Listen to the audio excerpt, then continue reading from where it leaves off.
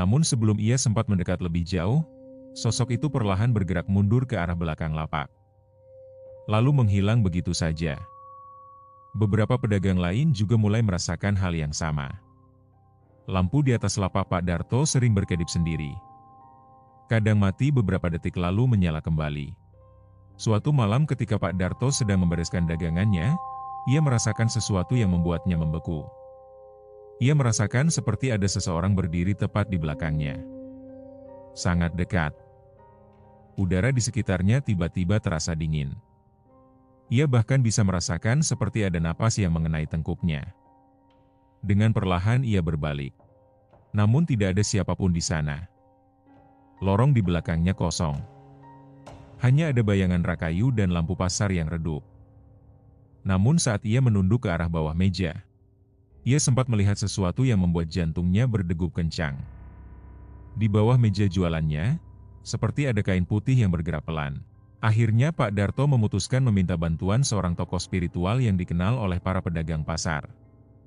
Orang itu datang pada malam hari ketika pasar sudah hampir sepenuhnya kosong. Hanya beberapa pedagang yang masih bertahan untuk menyaksikan apa yang akan terjadi. Lampu neon di langit-langit pasar menyala redup. Angin malam masuk melalui celah-celah dinding seng dan membuat atap pasar berderit pelan. Bungkusan kain itu diletakkan di atas meja kayu di tengah lapak. Orang pintar itu menatapnya cukup lama tanpa berkata apa-apa. Wajahnya terlihat serius. Setelah beberapa saat, ia mulai membaca doa dengan suara pelan. Suasana pasar menjadi sangat sunyi. Hanya suara doa yang terdengar bergema di lorong-lorong kosong. Ketika tali tua pada bungkusan itu mulai dibuka, tiba-tiba angin kencang berhembus dari arah lorong pasar. Lampu di atas mereka berkedip-kedip dengan keras. Salah satu pedagang yang berdiri di belakang bahkan bersumpah melihat bayangan putih melintas di ujung lorong. Ketika kain lusuh itu akhirnya terbuka, isi di dalamnya membuat semua orang terdiam. Di dalam bungkusan itu terdapat segumpal rambut panjang yang sudah kusut. Beberapa jarum berkarat. Tanah hitam yang menurut orang pintar itu berasal dari tanah kuburan. Dan sepotong kain putih kecil yang menyerupai kain kafan.